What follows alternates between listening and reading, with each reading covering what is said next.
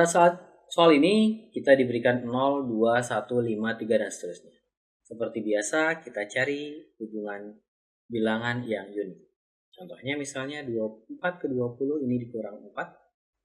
Kemudian 11 ke 8 ini dikurang 3. 5 ke 3 ini dikurang 2. Maka kemungkinannya ini juga kurang 1. Kemudian 1 ke 5 ini 3 ke 11. Nah 3 ke 11 ini paling mungkin tambah 8 gitu ya. 1 ke 5 ternyata kalau pakai pola yang sama ini tambah 4. Ini juga tambah. Nah ini tambah berapa ini? 8 ke 24 itu tambah 16 ya. Berarti polanya ini juga sama, polanya tambah 2. Berarti polanya tambah kurang berarti ini tambah. Kesini juga kurang ya. Kalau tambahnya 2, 4, 8, 16 berarti tambah 32 ya. 20 tambah 32 itu 52. Kemudian kurangnya 1, 2, 3, 4 berarti kurangnya 5. 52 kurang 5 nilainya sama dengan 47. Maka jawaban yang paling tepat adalah yang E.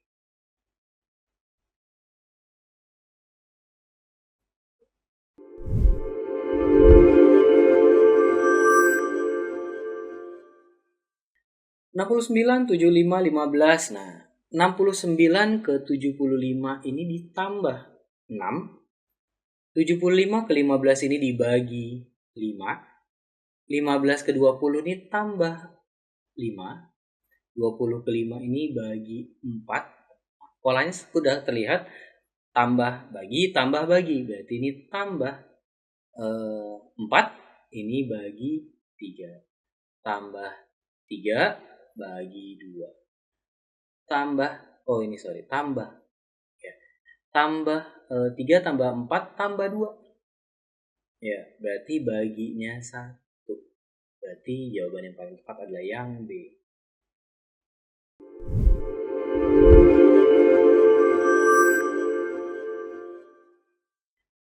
Jumlah penjualan penggaris di sebuah toko 5 hari berturut-turut segitu. Penghapus, ketahui datanya juga segitu. Yang ditanya adalah, jika tren penjualan bersifat konstan, ya polanya berarti berulang lagi, berapa banyak penjualan penggaris dan penghapus pada hari ke-6?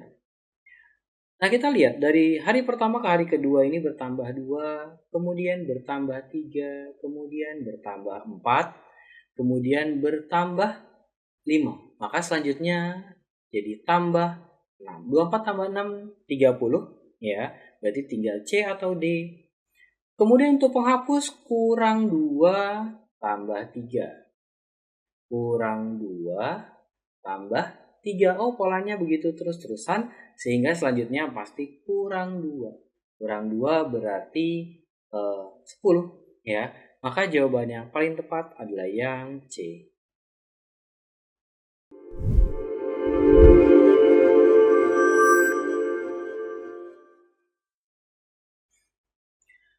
Tujuh orang melatih 7 tim olahraga berbeda pada hari yang berbeda juga. Maka kalau gitu kita tuliskan dulu Senin, Selasa, Rabu, Kamis, Jumat, Sabtu, dan Minggu.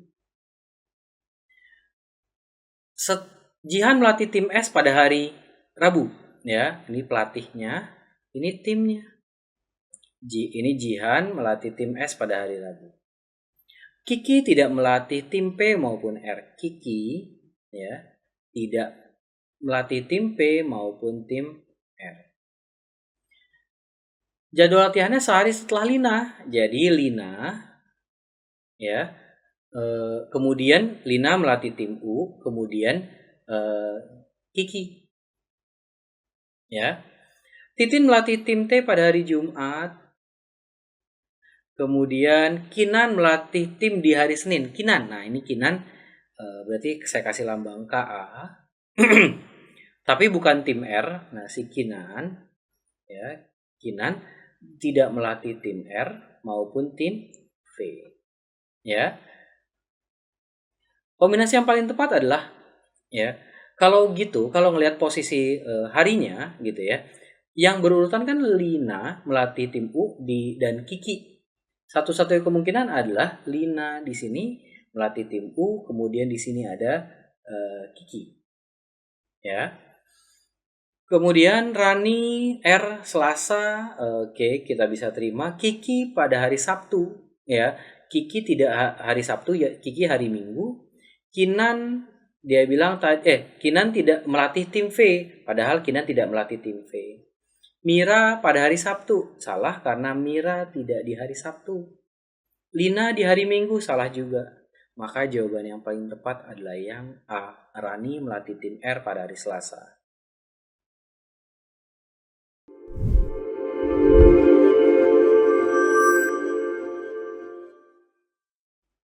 5 binatang, Jo, Mo, Niu, Iko, Po. Hanya Mo dan Po yang sangat manja. Ya, kalau manja yaitu si Mo dan Po. Kemudian tidak bersuara keras, tidak keras suaranya, yaitu Mo, Niu, dan Iko. Sementara Jo, Po tidak mengeluarkan bau. Tidak bau berarti Jo, Niu, sama Po. Jika diinginkan dua peliharaan, satu manja dan tidak berbau, manja dan tidak berbau. Ya, berarti yang manja dan tidak berbau yaitu si Po. Ya. Kemudian yang satunya lagi, yang satu tidak bersuara keras dan tidak berbau. Suaranya tidak keras dan tidak berbau. Nah, yang tidak keras dan tidak berbau berarti si Niu. Maka jawaban yang paling tepat adalah yang E.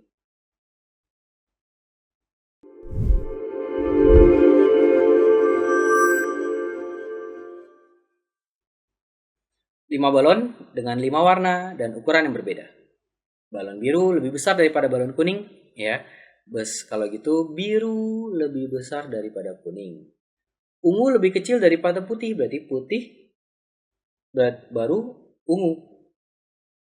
Kuning lebih besar daripada balon putih. Ini kebetulan kuning sama putih sudah berurutan dan kuning lebih besar daripada putih.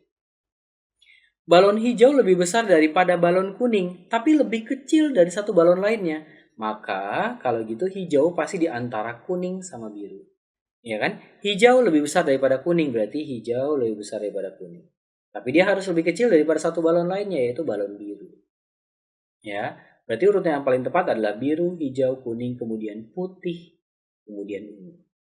Kalau pertanyaannya balon yang paling besar, berarti balon biru yang paling besar. Jawabannya adalah B.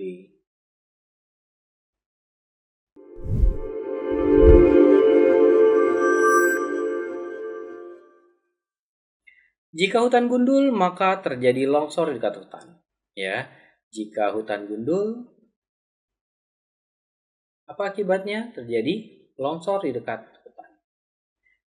Minggu ini banyak terjadi penggundulan hutan, berarti hutan gundul. Apa akibatnya? Terjadi longsor. Ya, terjadi longsor di dekat hutan. Maka jawaban yang paling tepat adalah yang B.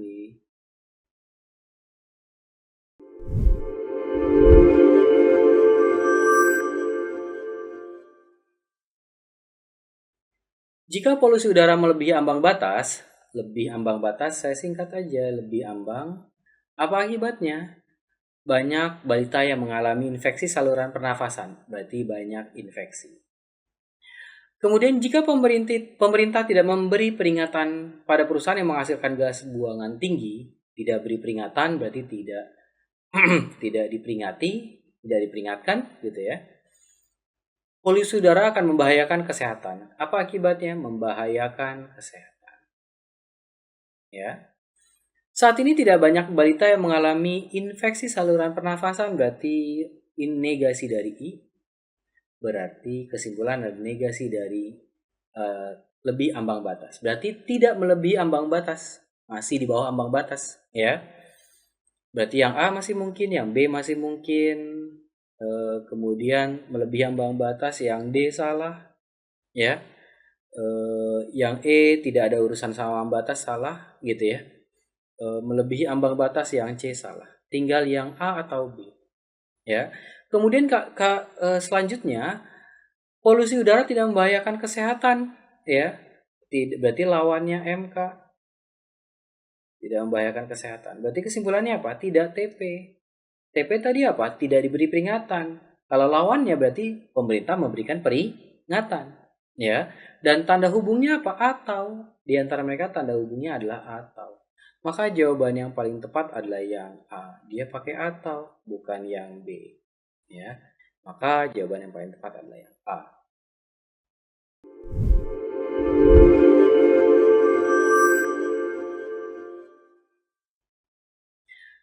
Semua wisatawan membawa tas, berarti ini universal, kalimatnya positif. Beberapa berarti partikular positif juga, ya. Universal partikular kesimpulannya harus partikular, berarti yang A dan C salah. Positif kalimatnya harus positif, yang A salah, yang D salah, yang E salah. Ya, jawaban yang paling tepat adalah yang B.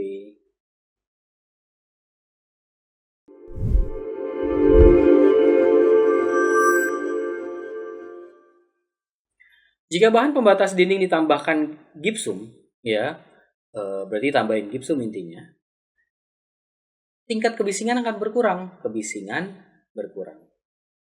Ruangan akan semakin nyaman jika tingkat kebisingan berkurang. Jika kebisingan berkurang, ruangan akan nyaman. Jadi kesimpulannya dari dua kalimat ini kita pakai silogisme. Jika ditambahkan gipsum, ruangan akan semakin nyaman. Ya, jika ruangan semakin nyaman bukan yang A. Ruangan akan semakin nyaman jika bahan pembatas dinding tidak ditambah. Oke, bukan tidak, tapi harus tambahkan gipsum. Jika ruangan semakin tidak nyaman, bahan pembatas ditambahkan gipsum, bukan seperti ini. Ruangan akan semakin nyaman jika bahan pembatas dinding ditambahkan gipsum. Maka jawaban yang paling tepat adalah yang D.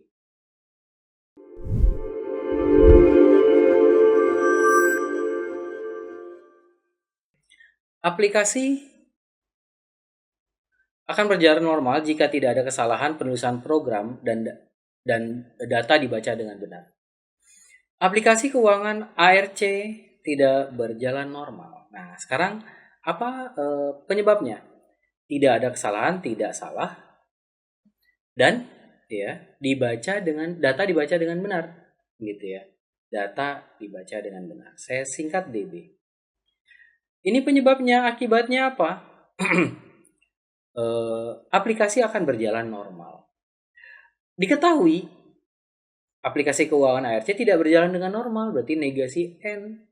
Sehingga harusnya kesimpulan yang benar adalah negasi dari TS ya dan DB.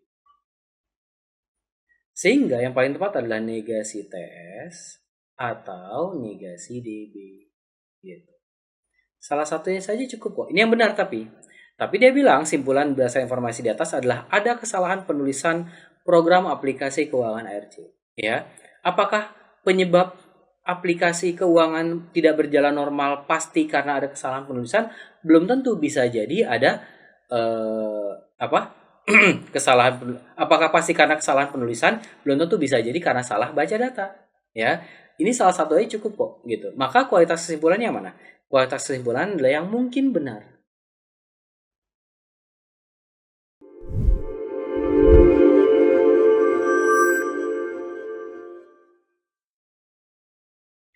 Semakin maraknya penebangan liar akan membuat hutan semakin gundul. Karena sedikitnya pohon yang terdapat dalam hutan tidak mampu menyerap air hujan, sehingga saat hujan datang, air meluap menjadi banjir besar karena tidak bisa diserap oleh akar pohon. Manakah pernyataan sebab akibat berikut yang paling mungkin benar? Semakin maraknya penebangan liar, ya, berarti ini penebangan liar, akibatnya hutan gundul. Karena tidak mampu menyerap air hujan, air meluap dan menjadi besar karena tidak diserap sama akar pohon, gitu ya. Karena hutan gundul, ya, karena pohonnya sedikit, gitu ya, artinya hutannya gundul, akibatnya air menjadi meluap, ya, akibat air menjadi meluap.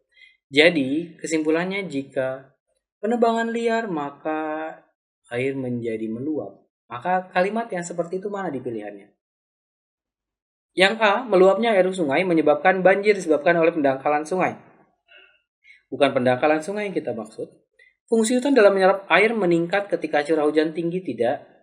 Air akan meluap dan menjadi banjir karena perembagan liar semakin banyak. Jawaban yang paling tepat adalah yang C.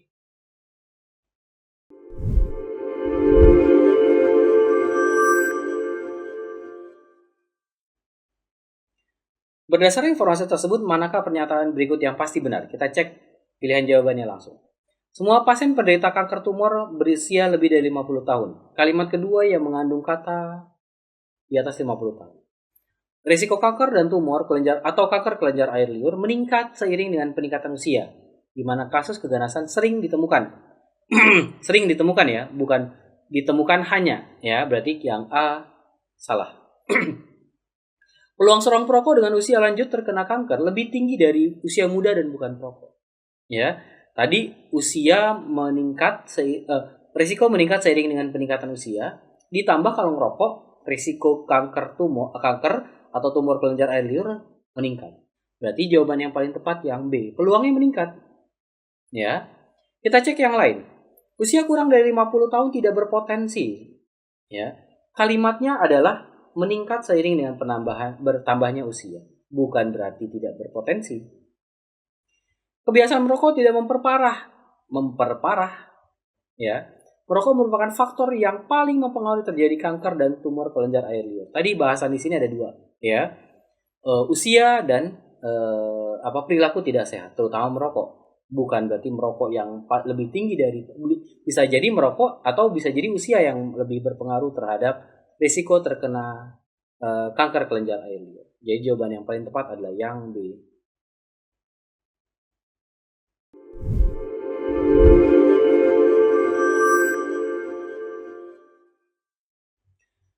Berdasarkan informasi di atas, manakah pernyataan berikut yang pasti benar? Kita cek jawabannya lagi. Kopi hanya dijual di kafe-kafe elit dengan harga yang cukup mahal untuk kalangan tertentu. Kalau kita lihat teksnya, ya, kopi dijual di kedai kopi sederhana maupun kafe-kafe elit. Berarti jawaban yang A salah, karena tidak hanya dijual di kafe elit. Budaya minum kopi berkembang di berbagai kalangan masyarakat. Bisa jadi benar. Kita simpan dulu.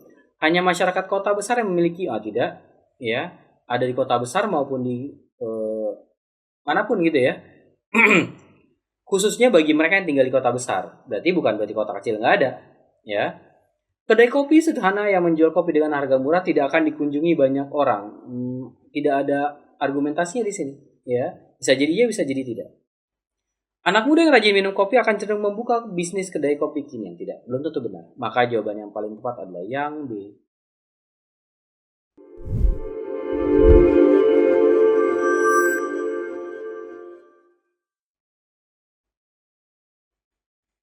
Berdasarkan informasi tersebut, manakah pernyataan berikut yang pasti salah?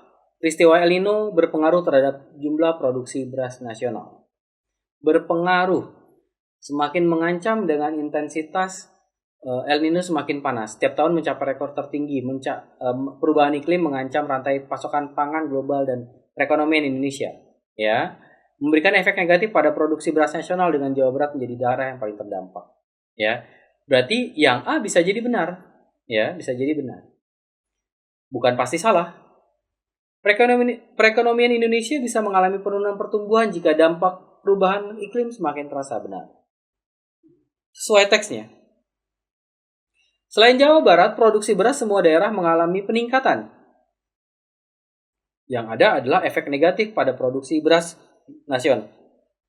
Maka yang pasti salah adalah yang C.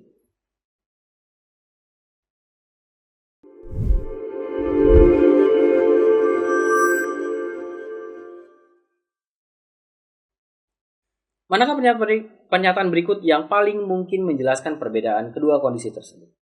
Kondisinya apa aja kalau gitu kita lihat. Ketika belajar dengan melihat video pembelajaran di ponsel pintar, nilai ujian siswa X cenderung rendah. Kalau belajar baca buku dan latihan soal, nilai ujian siswa X cenderung tinggi. Jadi ada dua kondisi. Pertama, kondisi ketika dia nilainya rendah dan nilainya tinggi. Ya. Pembelajaran dengan ponsel pintar membuat siswa tergoda untuk membuka aplikasi selain pembelajaran sehingga waktu belajar semakin pendek. Ya. Bisa jadi karena pakai ponsel pintar jadi malah buka-buka laman yang lain selain dari video pembelajaran. Kita simpan dulu tapi. Latihan soal dan baca buku bukan pembelajaran yang nyaman. Kalau nggak nyaman harusnya nilainya nggak tinggi. Yang B bukan jawaban yang kita cari. Pembahasan latihan soal yang dijelaskan melalui video pembelajaran efektif meningkatkan kemampuan siswa. Nah itu sih kalau melalui video pembelajaran efektif berarti harusnya nilainya tinggi. Media pembelajaran yang atraktif disampaikan melalui video mampu membuat siswa X memahami pelajaran dengan baik. Padahal enggak, gitu kan ya? Karena kalau mampu memahami harusnya nilainya tinggi, gitu. Siswa X tidak memiliki kemampuan belajar yang cepat dengan berbagai media, bukan. Maka jawaban yang paling tepat adalah yang A.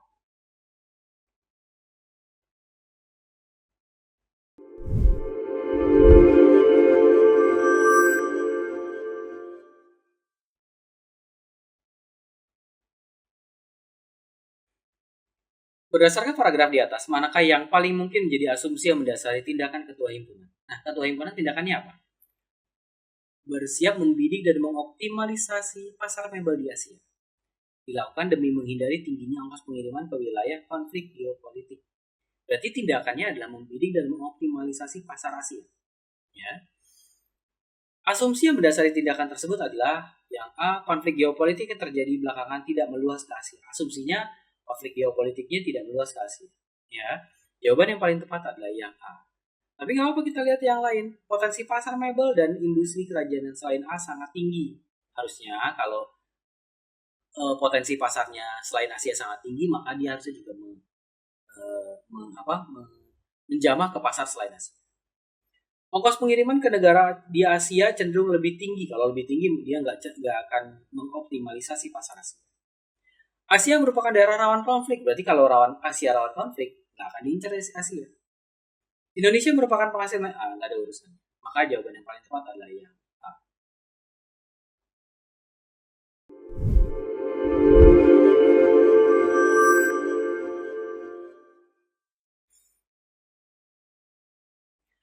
Manakah pernyataan berikut yang akan memperlemah argumen gubernur? Argumennya apa? Kita lihat kalimatnya. Menurut salah satu gubernur, dibangunnya jalan tol akan menurunkan biaya logistik. Dalam hal ini transportasi darat. Jadi karena dibangun tol, biaya logistik akan turun. Itu kata sang gubernur. Ya. Kalimat yang A. Sebelum menjabat gubernur, ia merupakan seorang kepala dinas transportasi darat. Sebenarnya agak hampir nggak berhubungan ya. Gitu. Kalaupun berhubungan, dia akan memperkuat argumentasinya. Jadi dianggap dia kepala dinas transportasi darat, dia memahami dinamika transportasi darat. Tapi secara umum dia nggak memperlemah argumentasi gubernur tersebut. Ya. Berarti bukan yang A jawabannya. Dengan yang B, dengan adanya jalan tol, waktu tempuh akan mendistribusikan barang akan jadi lebih rendah. Ya, kalau waktu tempuhnya rendah, biaya transportasinya akan jadi lebih ringan. Ini malah memperkuat. Berarti bukan yang B. Yang C, biaya transportasi merupakan komponen terbesar biaya logistik. Ya, tapi kita nggak tahu ini memperlemah atau memperkuat. Ya, atau tidak memperlemah. Jadi bukan yang C. Tol yang dibangun untuk meningkatkan efisiensi transportasi di beberapa daerah ternyata memiliki tarif yang tinggi. Nah, ini yang memperlemah. Kenapa? Kan asumsinya karena ada tol, maka biaya logistiknya turun. Tapi kalau tolnya mahal ya tetap aja biaya logistik nggak akan turun, malah bisa jadi naik. Maka jawaban yang paling tepat adalah yang D.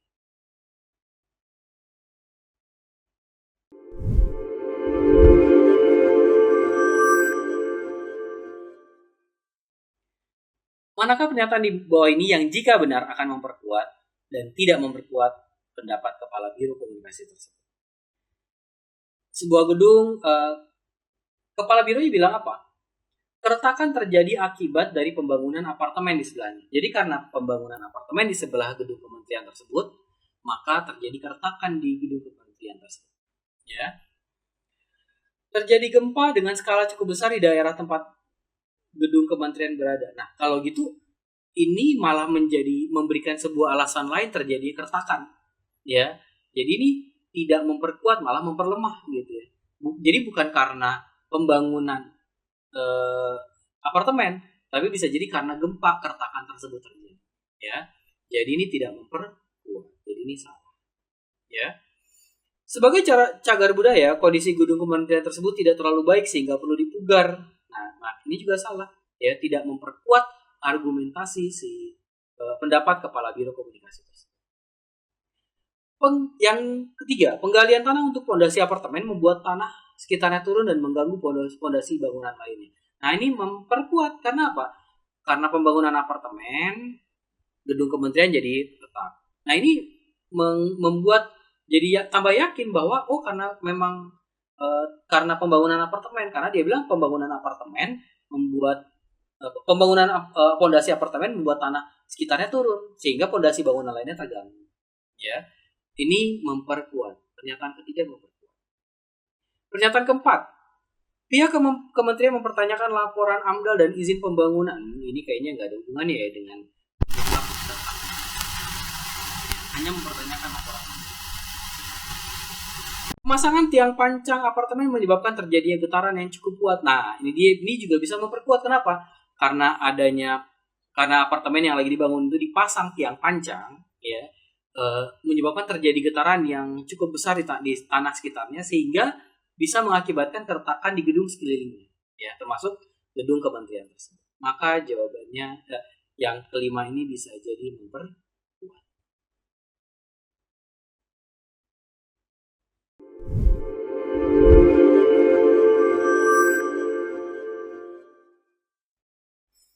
Mana kesimpulan yang paling didukung oleh bacaan tersebut? Nah, kita baca dulu deh ya.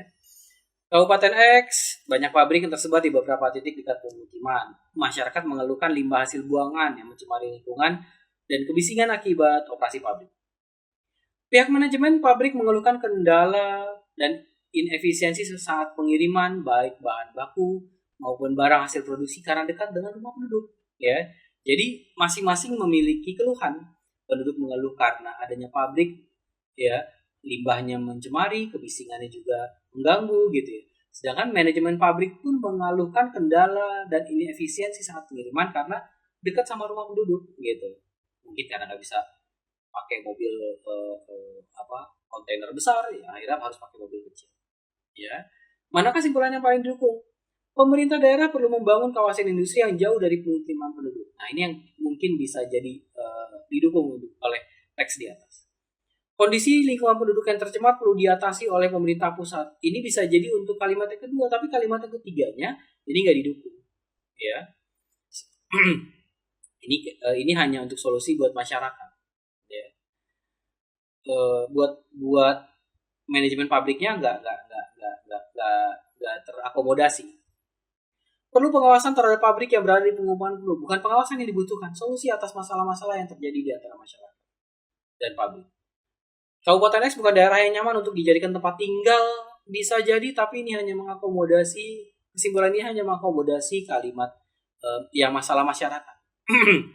Industri yang membangun pabrik di sekitar perumahan akan diberi sanksi, bukan ini masalah. Maka yang paling tepat adalah pemerintah daerah perlu membangun kawasan industri yang jauh dari pemukiman sehingga apa? Sehingga penduduk tidak terganggu oleh limbah dan kebisingan. Lalu juga pabrik bisa meningkatkan efisiensi dan bisa kendala yang terjadi bisa diatasi. Ya, maka jawaban yang paling tepat adalah yang A.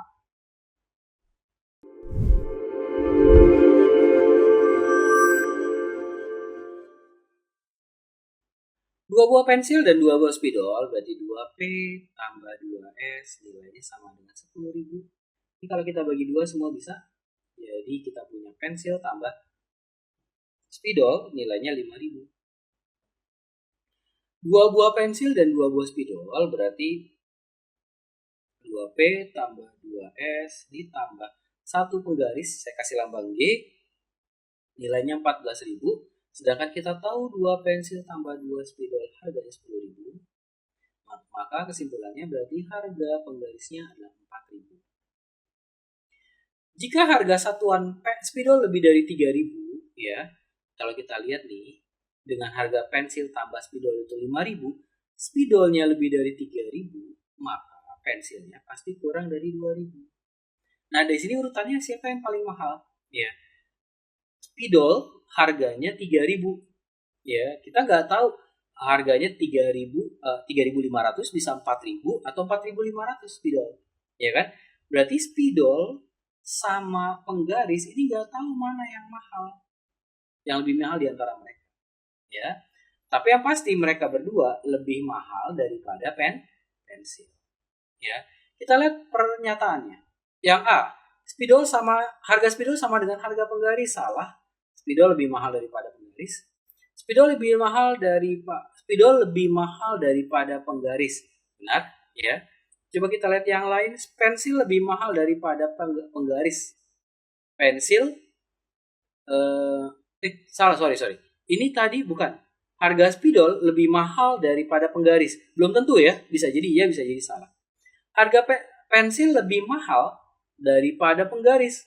Ya pasti penggaris lebih mahal daripada pensil.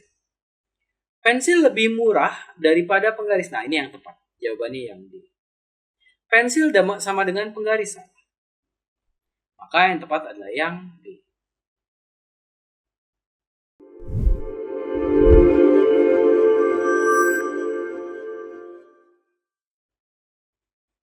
Untuk membuat 3 kue bolu membutuhkan 5 butir telur. Ini bolunya, ya.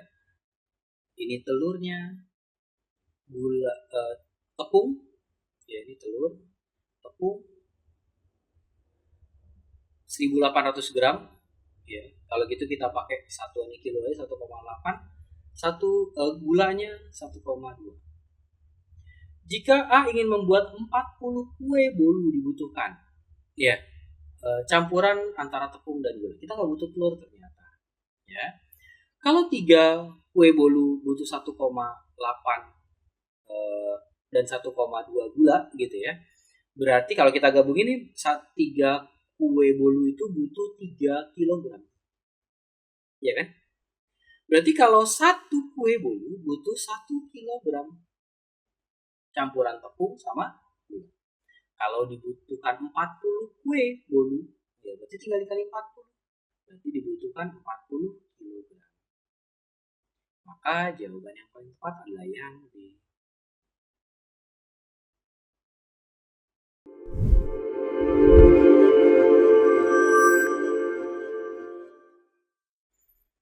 Seorang petani melakukan evaluasi terhadap hasil panen buah-buahan tertentu dan menemukan beberapa kondisi berikut.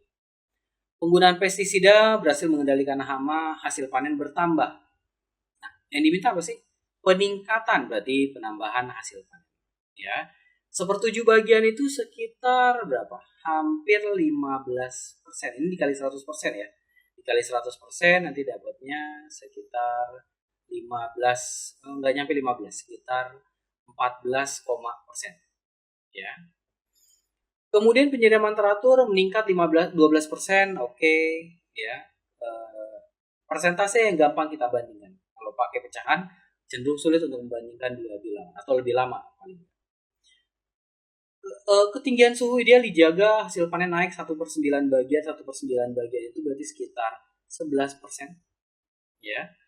Lalu pemangkasan yang tepat dilakukan, hasil panen meningkat 25%. Nah, kalau gitu, yang kontribusi yang paling besar terhadap peningkatan hasil panen adalah yang 25% dan yang 14%. Apa itu? Pemangkasan sama penggunaan pestisida. Maka jawaban yang paling tepat adalah yang B.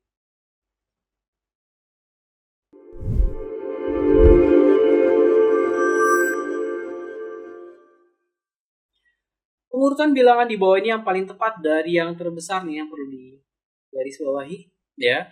Kebetulan angkanya sama semua, sepertiga itu kalau pendekatannya jadi 0,33 dan seterusnya. 1/8 itu berarti sekitar 0,12 gitu ya, 5 dan seterusnya. Enggak, 0,15 doang. 1/4 itu 0,25 dan 1/6 itu adalah 1 dibagi 6 itu 0,16 166 dan seterusnya. Nah, siapakah yang paling tinggi di antara mereka? Yang paling tinggi adalah yang 1/3, kemudian 1/4, kemudian 1/6, baru 1/8. 1/3, 1/4, 1/6, 1/8. Maka jawaban yang paling tepat adalah yang C.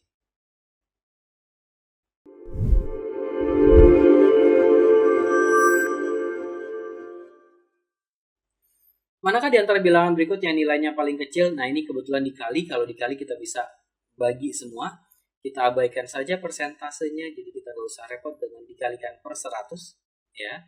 Kemudian bawahnya bisa dikali semua, dibagi semua, nyebutnya bisa dibagi 3 semua. Ya. Tinggal yang atas 78. 2 kali 3, 9 itu 78. 5 kali 16 itu 80. 4 kali 21 itu 84. 7 kali 11, 77. Maka yang paling kecil adalah yang E.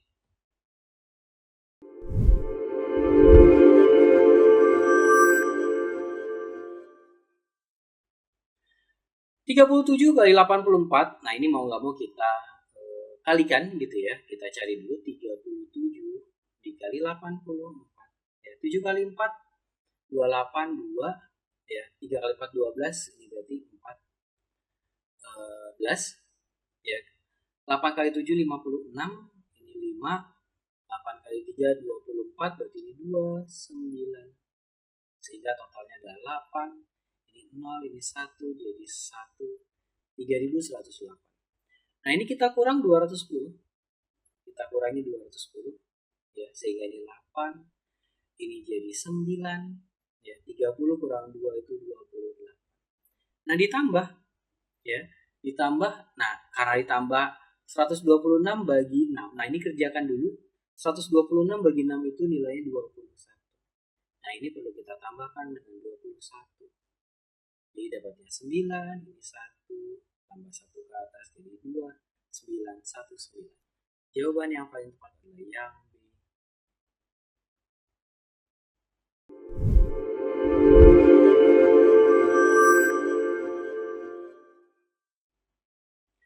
Berdasarkan data dalam grafik tersebut, manakah pernyataan yang paling tepat untuk menggambarkan kondisi penjualan air minum pada hari Sabtu?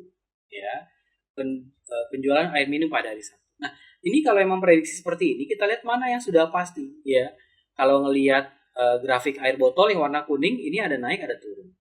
Ya, kemudian yang pendapatan ini juga bisa naik, bisa turun tuh. Ya, ini ada yang posisi naik, pendapatannya ada yang turun. Maka kalau yang seperti ini, yang nggak jelas kayak gini, nggak bisa kita prediksi di hari selanjutnya atau di di bulan selanjutnya atau seterusnya. Nah, yang biru yang naik terus tuh, cenderung naik terus dia. Ya, berarti itu air galon yang kita bisa prediksi pada hari air galon pada hari Sabtu jumlahnya meningkat dibanding hari Jumat. Ya, bukan botol ya, tapi galon, ini juga salah. Penjualan air minum dalam kemasan galon sama, bukan sama, tapi lebih besar. Maka jawaban yang paling tepat adalah yang D.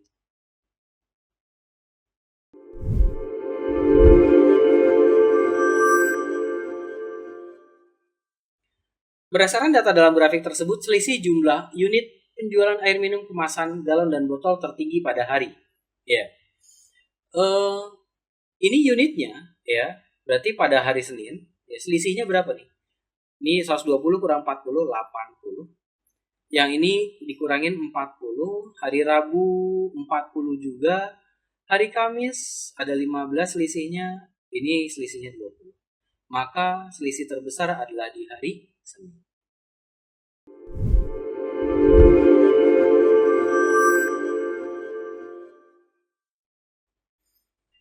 Pak Jarwo menanam beberapa jenis tanaman. Dalam 1 tahun ada 4 kali panen. Berikut data keuntungan persentase dari modal setiap tahun. Ya. Kalau keuntungan pertama, keuntungan kedua, keuntungan ketiga gitu ya. Berdasarkan tabel di atas, berapakah keuntungan terbesar? Berarti kita cari keuntungan pertama itu berapa, keuntungan kedua itu berapa gitu ya.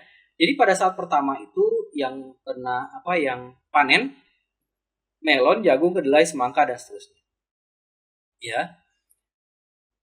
Yang terbesar itu terjadi ketika ya kalau kita lihat melon sama kedelai itu harus persentasenya paling besar. Ya kan, karena modalnya paling besar tuh. Karena ini persentase dari modal kan. Ya. Kalau misalnya lihat yang pertama itu 5% sama 5% dia yang di melon sama kedelai. Nggak akan jadi yang tertinggi saya. Ya. Ini juga sama. gitu. Yang terbesar itu adalah terjadi ketika tanam ketiga atau keempat, ya. Tanam ketiga atau keempat. Sama-sama 2 juta modalnya, sama-sama keuntungan 20 sama 20. Yang ini juga 10, ini 20. Ya. Nah, kalau gitu di antara kalau udah melon dan kedelai tinggal jagung sama semangka, tapi ngelihat modalnya semangka lebih besar. Berarti yang semangkanya besar di antara panen 3 atau 4, oh ternyata sama. Nah, kita lihat yang panen ke jagungnya. Jagungnya ternyata panen ketiga lebih besar. Maka yang cukup kita hitung adalah panen ketiga aja. Ya, panen ketiga itu berapa aja tuh? 20% dari 20% dari 2 juta. Ya, 20% dari 2 juta itu berarti sekitar 0,4. Nah, ini satuannya juta rupiah, 0,4 berarti 400 ribuan. Ya.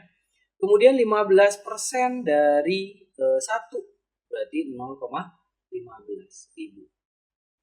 Kemudian 10% dari 2 juta dapatnya 0,2. Kemudian 10% dari 1,5 lagi. Maka dapatnya adalah 0,15. Ya. Kalau dijumlah semuanya jadi dapatnya 4, 6, 7, 8, 9. 0,9 atau sekitar 900 ribu rupiah. Ya, jawaban yang paling tepat adalah yang D.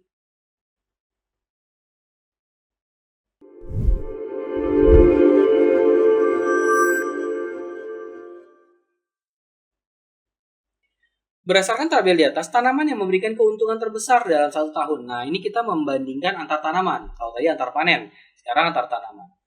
Melon totalnya, nah yang terbesar berarti kan kemungkinannya melon atau kedelai kan? Ya, kita cek siapa yang terbesar di antara mereka. Ini persentase totalnya melon itu adalah 5 tambah 10 tambah 20 tambah 10, ya, totalnya 45% dari modal. Ya.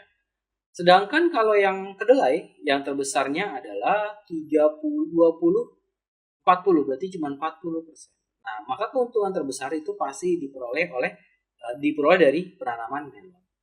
Maka jawaban yang paling tepat adalah yang